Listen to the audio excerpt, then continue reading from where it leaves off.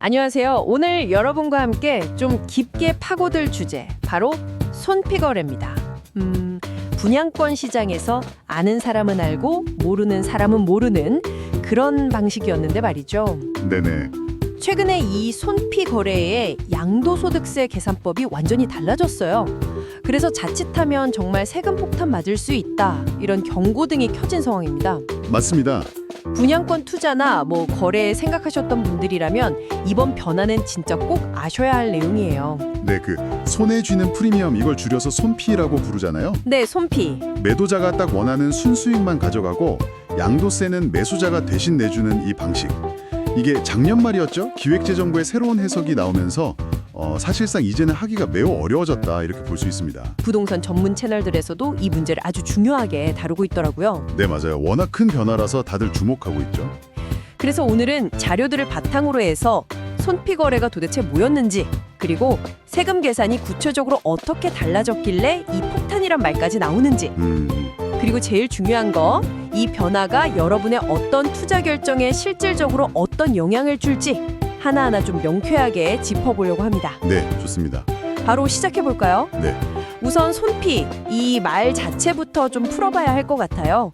아까 손에 쥐는 프리미엄 줄임말이라고 하셨고 매수자 부담 양도세 방식이라고도 하셨는데 조금 더 구체적으로 설명해 주실 수 있을까요? 이게 정확히 어떤 거래 방식이죠? 아주 간단하게 말하면요. 매도자가 나는 프리미엄으로 딱 5억 원, 이것만 내 손에 쥐고 싶다. 세금이 얼마가 나오든 그건 당신, 그러니까 매수자가 알아서 내시오, 이렇게 하는 계약이에요. 아하. 매도자 입장에서는 세금 계산 복잡하고 또 부담스럽잖아요. 그걸 피하고 싶은 거고, 네네. 매수자는 또 뭐랄까, 웃돈, 그러니까 세금까지 포함해서라도 이 분양권을 꼭 사고 싶을 때, 그럴 때 이제 성립하는 거래 방식이었죠. 아, 그렇군요. 되게 흥미로운 방식이네요. 매도자 입장에서는 세후 수익을 딱 고정할 수 있으니까 확실히 장점이 있었겠어요. 그렇죠. 예측 가능성이 높아지니까요. 근데 이게 불법적인 다운 계약하고는 어떻게 다른 건가요? 언뜻 들으면 약간 좀 아슬아슬해 보이기도 하거든요. 이게 합법은 맞았던 건가요? 바로 그 지점이 중요합니다. 다운 계약은 아시다시피 실제 거래 가격보다 낮춰서 신고하는 거잖아요. 이건 명백한 탈세 행위고 불법입니다. 그렇죠. 불법이죠. 반면에 손피거래 자체는 매수자가 양도세를 대신 내준다, 이 사실을 계약서에 명시하고 그대로 신고를 한다면 그동안은 합법적인 거래 방식으로 인정을 받아왔어요. 아, 계약서에 쓴다면요? 네, 물론 그 합법성 자체에 대해서 논란이 아예 없었던 건 아니지만 적어도 불법인 다운 계약과는 명확히 구분됐었죠. 합법의 테두리 안에 있었다, 이 말씀이시네요. 그럼 이런 좀 독특한 거래 방식은 왜 생겨난 걸까요? 배경이 있을 것 같은데요. 역시 그 근본적인 원인은 높은 분양권 양도세율에 있다고 봐야 합니다. 세율이요? 네, 아시다시피 분양권은 아직 주택이 아니잖아요. 그래서 단기 거래에 대해서 정말 어마어마하게 높은 세율이 붙습니다. 얼마나 높은데요? 1년 미만 보유하면 지방세 포함해서 77%. 77%요? 네. 그리고 1년 이상 보유했더라도 등기하기 전까지는 66%예요. 와. 예를 들어서 프리미엄이 1억 원 붙었다고 치면 세금으로 6,600만 원을 내야 하는 거죠. 1억 벌었는데 6,600을 세금으로 내면. 그렇죠. 그러니까 매도자 입장에서는 아니 세금 내고 나면 남는 데 없다, 이런 불만이 나올 수밖에 없는 구조였어요. 66%, 77%. 정말 상상 이상으로 높은 세율이네요. 그러니 매도자들은 어떻게든 이 세금 부담을 좀 피하고 싶었을 거고, 네. 또 시장이 아주 뜨거웠을 때는 그 부담을 매수자한테 넘길 만한 힘이 있었던 거군요. 정확합니다. 매도자가 우위에 있는 시장, 특히 분양권 전매가 아주 활발했던 시기에 나타났던 좀 특징적인 현상이라고 볼 수 있습니다. 자, 그럼 이제 진짜 핵심으로 들어가 보죠. 이 손피거래의 양도세 계산, 과거에는 어떻게 했었나요? 이 과거 방식을 알아야 지금 변화가 얼마나 큰지 체감할 수 있을 것 같아요. 네, 과거 기준은 이게 꽤 오래됐어요. 1990년에 나온 조세심판원 판례가 있었고, 또 비교적 최근인 2023년 12월에 기재부 6권 해석도 있었는데 여기에 근거했거든요. 네. 핵심은 이겁니다. 매수자가 대신 내주기로 약속한 그 양도세 있죠? 네. 그거를 최초 딱 한 번만, 한 번만요? 딱 한 번만 매도자의 양도가액, 파는 가격에 더해서 세금을 다시 계산하고 거기서 끝냈다는 거예요. 최초 한 번만 더 한다. 이게 약간 헷갈리는데 구체적인 숫자를 예로 들어주시면 훨씬 와닿을 것 같습니다. 좋습니다. 예를 들어보죠. 여러분이 분양권을 12억 원에 샀어요. 그리고 1년 이상 보유하다가 17억 원에 팔기로 했다고 가정을 해봅시다. 네, 12억에 사서 17억에 판다. 그럼 양도 차익은 5억 원이죠. 5억이죠. 일반적인 거래라면 매도자가 이 5억 원에 대해서 아까 말씀드린 66% 세율, 기본공제 이런 거 빼고 단순화하면요. 이걸 적용받아서 대략 한 3억 2,800만 원 정도의 세금을 내야 합니다. 5억 차익인데 세금이 3억 2,800만 원. 와, 정말 배보다 배꼽이 더 크다는 말이 나올 만하네요. 그렇죠. 부담이 상당하죠. 근데 이걸 손피 거래로 한다면 매도자는 나는 손에 딱 5억 원, 이게 손피죠. 얘를 주겠다 이렇게 말하고 매수자는 알겠습니다. 당신이 내야 할 그 세금 3억 2,800만 원 제가 대신 내드리죠 라고 약속을 하는 겁니다. 네. 자, 그럼 과거 방식에서는 어떻게 했냐? 이 매수자가 내주기로 한 3억 2,800만 원을 매도자의 원래 양도가액인 17억 원에 딱 한 번 더 합니다. 아, 그 세금 액수만큼을 양도가액에 더한다? 네, 맞아요. 그러면 새로운 양도가액은 17억 더하기 3억 2,800만 원이니까 20억 2,800만 원이 되는 거죠. 아하, 그러니까 매수자가 대신 내준 세금도 결국엔 매도자의 소득으로 본다, 이런 개념이군요. 일리가 있네요. 네, 그렇죠. 그것도 소득이니까요. 그럼 새로운 양도 차익은 어떻게 되냐면 17억 더하기 3.28억, 여기서 취득가액 12억을 빼니까 8억 2,800만 원이 됩니다. 네, 차익이 늘어났네요. 그렇죠. 이 늘어난 양도 차익 8억 2,800만 원에 대해서 다시 66% 세율로 세금을 계산해요. 그러면 대략 5억 4,500만 원 정도가 나옵니다. 이게 바로 과거 방식에서 매수자가 최종적으로 부담해야 했던 양도세 총액이었어요. 그리고 중요한 건 이 계산은 여기서 그냥 멈췄다는 겁니다. 스톱. 그렇군요. 그러니까 매수자가 1차 세금 3억 2,800만 원을 내주면서 양도가액이 높아져서 추가로 발생한 2차 세금 5억 4,500만 원에서 3억 2,800만 원, 약 2억 1,700만 원까지만 계산하고 그 2차 세금 때문에 또 생기는 3차, 4차 세금은 더 이상 계산하지 않았다. 이런 의미네요. 바로 그거죠. 한 번만 더해서 계산한다. 이게 핵심 룰이었습니다. 그런데 바로 이 한 번만이라는 룰이 깨졌다는 거군요. 작년, 그러니까 2024년 11월 7일 잔금 지급분부터 적용되는 그 새로운 해석. 이게 도대체 어떻게 바뀐 겁니까? 네, 기획재정부가 기존 해석을 완전히 180도 뒤집었습니다. 이제는요, 매수자가 부담하는 그 양도세를 양도가액에 더하는 것을 한 번으로 끝내는 게 아니에요. 한 번이 아니면? 추가로 발생하는 세금이 0에 수렴할 때까지 이론상 무한히 반복해서 더하라는 겁니다. 무한이요? 세금이 0이 될 때까지 계속 더한다고요, 그게? 그게 무슨 말이죠? 무슨 세금에 또 세금을 매기는 그런 연쇄 반응 같은 건가요? 정확히 그런 개념으로 이해하시면 됩니다. 저희가 참고한 소스 자료들에서도 이걸 수학에서 나오는 무한등비 수열 공식에 빗대서 설명을 많이 하더라고요. 무한등비 수열. 학창 시절에 배웠던 기억이 어렴풋이. 네, 쉽게 비유하자면 눈덩이를 계속 굴리는 것과 같아요. 매수자가 1차 세금을 내주면 그만큼 양도 차익이 늘어나서 2차 세금이 발생하잖아요. 그렇죠. 그럼 그 2차 세금만큼 또 양도 차익이 늘어나서 3차 세금이 발생하고 또 4차, 5차 이 과정을 이론상으로는 무한히 반복해서 최종 세액을 확정하는 방식입니다. 그러니까 세금 자체가 또 다른 과세 대상 소득이 되어버리는 셈이죠. 와, 듣기만 해도 머리가 좀 아파오는데요. 그럼 아까 그 예시 12억에 사서 17억에 파는 경우 이 새로운 방식으로 계산하면 대체 얼마가 되는 건가요? 여기서 정말 충격적인 결과가 나옵니다.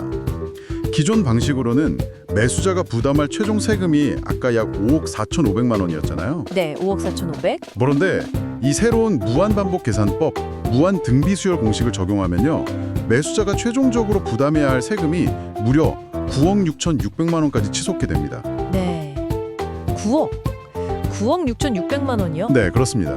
잠깐만요. 원래 매도자가 냈어야 할 세금이 3억 2,800만 원이고 기존 손피 방식으로는 매수자가 5억 4,500만 원을 냈는데 이게 갑자기 9억 6,600만 원이 된다고요? 거의 2배 가까이? 아니, 기존 방식 대비 4억 원 이상이 늘어나는 거잖아요. 맞습니다. 계산 방식 하나 바꿨을 뿐인데 결과는 엄청나게 달라지는 거죠. 이건 계산 방식 변경이 아니라 사실상 그냥 손피거래 하지 말라는 금지 선언이나 마찬가지인데요. 네, 시장에서는 정확히 그렇게 받아들이고 있습니다. 계산이 복잡한 건 둘째치고요. 매수자의 세금 부담이 현실적으로 감당하기 어려운 수준으로 그냥 폭증해버리기 때문에 그렇죠. 이번 기재부 해석 변경은 손피거래 이제 그만해라 라는 아주 강력한 시그널로 해석될 수밖에 없어요. 합법의 영역에 있던 통로 하나를 사실상 그냥 막아버린 셈이죠. 자, 그렇다면 이 엄청난 변화, 이게 분양권 시장 참여자들, 매도자나 매수자에게 구체적으로 어떤 의미를 가질까요? 당장 예상되는 파급 효과는 뭐가 있을까요? 가장 즉각적이고 명백한 영향은 방금 말씀하신 대로 손피거래 자체가 시장에서 거의 자취를 감출 가능성이 매우 높다는 점입니다. 그렇죠. 할 수가 없겠죠. 네, 매수자 입장에서 한번 생각해 보세요. 분양가 내고 프리미엄 주고 거기에 더해서 프리미엄보다 훨씬 더 큰 금액을 세금으로 추가 부담한다. 이러면서까지 거래에 나설 사람이 과연 있을까요? 특히 서울의 정말 인기 많은 초인기 지역이라면 혹시 모를까. 네, 그런 특수한 경우를 제외하면 일반적인 분양권 전매 수요가 있던 수도권 외곽이나 지방시장은 거의 직격탄을 맞을 수밖에 없다고 봅니다. 그렇죠. 아까 예시처럼 17억짜리 분양권 사는데 프리미엄 5억에 세금만 거의 10억을 더 얹어야 한다면 총 들어가는 돈이 27억 가까이 되는 셈이잖아요. 이걸 감당할 매수자를 찾기란 하늘의 별 따기겠네요. 네, 불가능에 가깝죠. 결국 분양권 시장 전체의 거래량이 급감할 수밖에 없겠군요. 맞습니다. 유동성이 극도로 위축될 가능성이 높아요. 그런데 여기서 또 자연스럽게 드는 우려가 하나 있습니다. 어떤 우려죠? 손피라는 어쨌든 합법적인 방식, 이게 막히면 사람들이 세금 부담을 어떻게든 피하려고 다시 그 불법적인 다운계약으로 돌아가려는 유혹을 느끼지 않을까 하는 거죠. 그럴 가능성 충분히 있겠네요. 양성화된 통로가 막히니까 다시 음성화된 방식으로 눈을 돌릴 수 있다. 네, 하지만 다운 계약은 명백히 불법이고 그 위험성도 엄청나다고 아까 말씀하셨잖아요. 네, 절대 가볍게 생각해서는 안 됩니다. 다운계약은 2006년부터 의무화된 실거래가 신고 제도를 정면으로 위반하는 범죄 행위예요. 네, 남들도 다 하는데 괜찮겠지? 설마 내가 걸리겠어? 이렇게 생각할 수도 있지만 만약 적발될 경우에 감당해야 할 후폭풍은 정말 상상을 초월합니다. 구체적으로 어떤 처벌이나 불이익이 따르는지 좀 자세히 알려주시죠. 이게 한두 가지가 아니라 여러 가지가 복합적으로 작용하는데요. 첫째, 당연히 양도세는 실제 거래가 기준으로 다시 계산해서 추징당합니다. 이건 기본이고요. 네, 둘째, 신고 불성실 가산세 중에서도 페널티가 가장 센 부당 과소신고 가산세, 이게 적용돼요. 덜 낸 세금의 40%가 추가로 붙습니다. 40%요? 와, 셋째, 납부 지연에 따른 이자 성격의 가산세가 또 붙는데 이게 연 8% 이상이에요.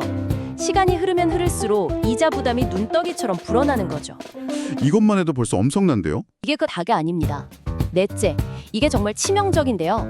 다운 계약으로 주택을 산 매수자 있죠. 네, 산 사람. 이 매수자는 나중에 그 집을 팔 때 1세대 1주택 비과세 혜택을 영원히 받을 수 없게 됩니다. 평생이요? 네.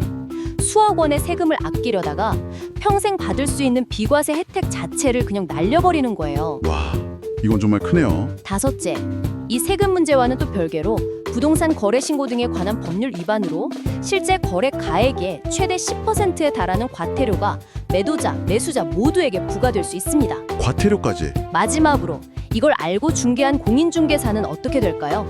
자격 취소나 업무 정지 같은 아주 강력한 행정 처분을 받게 됩니다. 듣고 보니 정말 무섭네요. 어떤 한 지역에서 다운 계약이 엄청 성행했다가 국세청 조사로 줄줄이 적발됐는데 수많은 사람들이 양도세 폭탄 맞은 거 물론이고 평생 비과세 혜택까지 다 박탈당했다는. 네, 그런 사례들이 실제로 꽤 있습니다. 당장의 세금 몇 푼 아끼려다가 정말 재정적으로 회복 불가능한 타격을 입을 수 있다는 걸 명심해야 합니다. 네, 특히 그 비과세 혜택 박탈은 장기적으로 보면 정말 어마어마한 손실이네요. 그렇죠. 따라서 다운 계약은 위험 대비 얻는 이익이 전혀 없는 절대로 해서는 안 되는 선택이다. 이렇게 정리할 수 있겠네요. 자, 그럼 이제 좀 정리를 해보죠. 손픽 거래는 세금 계산 방식 변경 때문에 실익이 거의 없어졌고 다운 계약은 너무나 위험한 풀법이다. 그렇다면 분양권 거래나 투자를 고려하는 분들은 이 새로운 현실을 어떻게 받아들이고 어떻게 행동해야 할까요? 그야말로 이제는 신중함이 더욱 요구되는 시기라고 할 수 있습니다. 몇 가지 원칙을 좀 세울 필요가 있어 보여요.